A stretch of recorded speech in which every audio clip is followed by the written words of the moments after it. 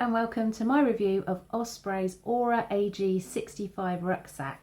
This is exactly the same rucksack as the Atmos AG. The name difference is because this is the women's fit version and it comes in slightly different colours, but otherwise it is the same as the Atmos. As an aside, I find this a bit confusing. I wish they'd just use one name for their products rather than a different name for the women's version, but hey ho. I've had this bag for a couple of years now. I bought it back in February 2015 and I thought it was about time that I did a review, seeing as it's had lots of use and is still going strong. This is not the lightest rucksack in the world. It is 2.8 kilograms on my scales, and that's what Osprey say it should weigh, so that's nice. It actually tallies up. This is the WS size, the women's one. It's not the lightest bag in the world, but I do use it for winter backpacking, so I wanted a bigger bag, hence 65 litres. It also comes in 50 litres as well, to fit everything in, all my extra winter clothes and all my extra winter gear. So I needed a bigger bag and I wanted something that was quite robust. I bought it for a trip to the Lake District where I was going backpacking for a whole week, and I wanted something that I could really rely on. The lid, the top lid, is detachable. So you can take this off if you don't need the space, and there's a detachable rain cover as well that comes with the rucksack, which is really nice that it actually comes with a rain cover. I think they should all come with their own rain covers, but again, if you take the lid and the rain cover off, the weight on mine drops to 1.775 kilograms. So it's not the lightest rucksack in the world, and certainly nowhere near as light as my Osprey Exos that I use in the summer months, but it's not that heavy. I mean, it's quite reasonable.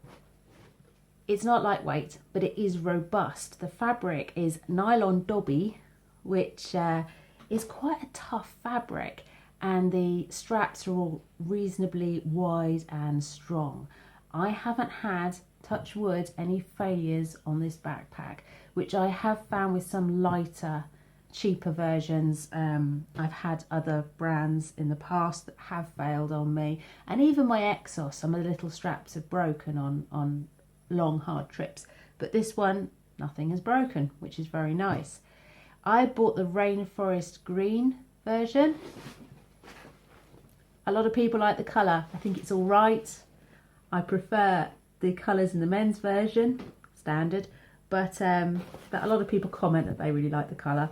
So I'm very quickly going to go through the features of this backpack, and I'm going to start with the sort of simple things and work up to its main feature, its main selling point. So very quickly, it has twin ice axe loops here. It has stretchy mesh side pockets. Here, they are the Osprey ones, which are supposed to allow you quick access to a water bottle when you're on the go. I don't find that works. I find my water bottle just tends to fall out. So not a feature I particularly appreciate, but I do like the stretchy mesh pockets. It has an emergency whistle on the sternum strap. There. Wind up the dog. It's not a great whistle. Removable sleeping pad straps at the front down here. They are missing because I've removed them, and actually what I've done is to remove them completely, I had to cut the ends of the straps, you know, where they fold it over and they stitch it. I couldn't get it out through there because it was too big, so I cut them. I never use those, so I just took them off. Internal hydration reservoir pocket, so it has a bit inside to put your reservoir, like your platypus, in, and it has an exit point for the tube somewhere there at the back. Tailored women's fit, obviously, because this is the women's version. You'd hope so, wouldn't you? Flap jacket, removable lid. It has a flap here, so this is without the lid. The lid goes on top here, and if you're not using the lid, then it has this extra flap that comes over just to keep everything nice and dry. Supplied with an integrated and detachable rain cover. Nice one, Osprey, we like that. Sleeping bag, base compartment with internal divider. Zip round the bottom here. See if I can open it one-handed. Has a bit you can get into the entire rucksack. or it has a divider you can use, which I've actually got undone at the moment, to divide that part from the upper part. Stow on the go trekking pole attachment points. Now this is an Osprey feature I actually use, and I quite like. While you're walking, you can fold up your poles and attach them to your rucksack, and you have an attachment point here and one down here, and you just slide them through, pull it tight and keep walking. You don't have to stop to put your poles away. Very useful. Top load entry, obviously. Base zip, we've covered that. They do like to repeat features, don't they? Twin zippered front pockets. Now this is quite unusual. We have two big pockets on the front of the rucksack on either side. Here's one and here's the other one. And the nice thing about these pockets is that they don't actually take up any of the internal volume. They have their own volume. They are on the front of the pack, so they actually have about that much volume to them, and they're big. The reason that I don't have the top on it, the lid on it, is because I use these instead. With these I never need the lid. So I've had other 65 litre packs and I've not got as much in them as this one with the lid off. So it's classic Osprey really, especially with this lovely big stretchy pocket on the front. I always get far more in there than I should be able to get in there. Inside out compression. What they mean by that, I think, is it has compression straps. Exoform. Right, here we go. Here we get into the bit. So in terms of all of these features, some of them I think are really useful, like the detachable lid, like the rain cover, like the stow on the go trekking pole holder. Some of them I don't find quite as useful. I love the front pockets here, but this bit here I don't, as a personal thing, I don't ever really use that to store my sleeping bag. I find I never use it during the day. Some people might like that feature. Hip belts I haven't covered, but it's got some nice big hip belt pockets here, so I like those. These stretchy side pockets, again, they're all right. I do like the fact it has them, but I wish that they didn't have this side access, because my water bottle has a habit of slipping out occasionally, so I have to clip it. I attach a clip and clip it on here anyway. So on to the big feature. Sorry, you have to excuse me, I'm recovering from a bad cold, which is why I have a glass of whiskey with me, obviously for medicinal purposes. Bowmore, if anybody's wondering, my favourite.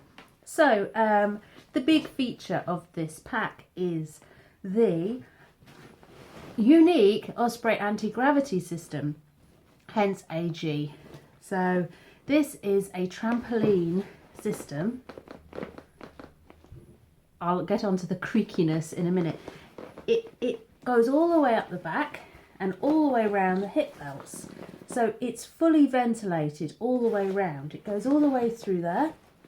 And these, the top of the hip belt there, that is mesh that air can go through, breeze can go through. So it's fully ventilated all the way around. And the weight is, the idea is it's evenly distributed across this fabric, this trampoline fabric. It also is exceedingly adjustable. Here you can adjust the length of your pack again. So not only do they do different back lengths when you buy it, but you can then adjust it a bit once you've purchased it.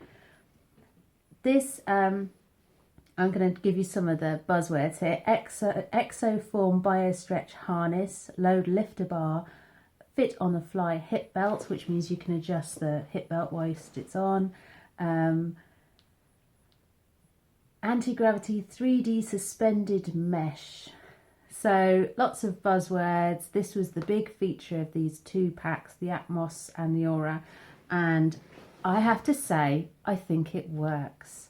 I'm always a bit dubious about these kind of things, but I've carried this pack. It's, you know, it weighs about twice as much as my other pack.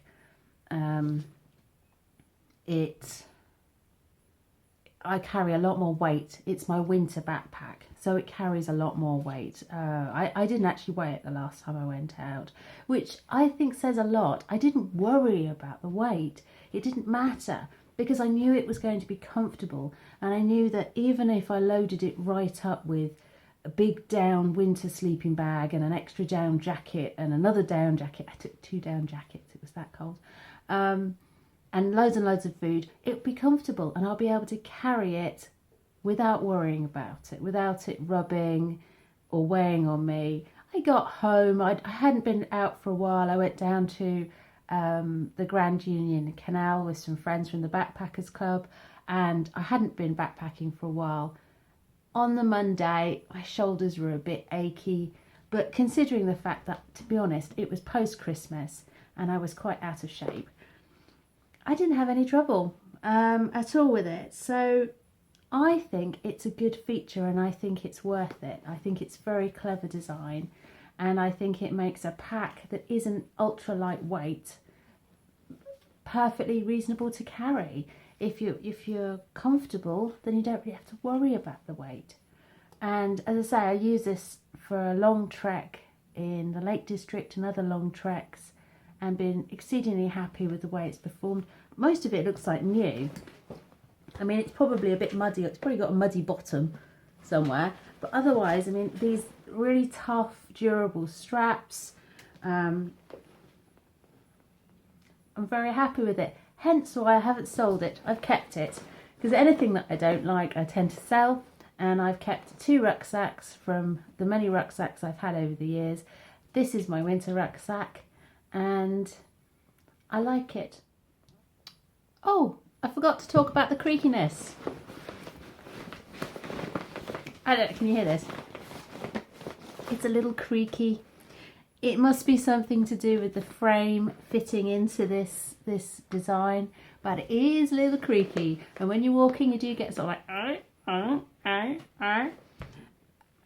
which occasionally has got on my nerves. But it's a small price to pay for a very comfortable pack. But if you find creaky rucksacks annoying, it's probably not the pack for you. So yeah.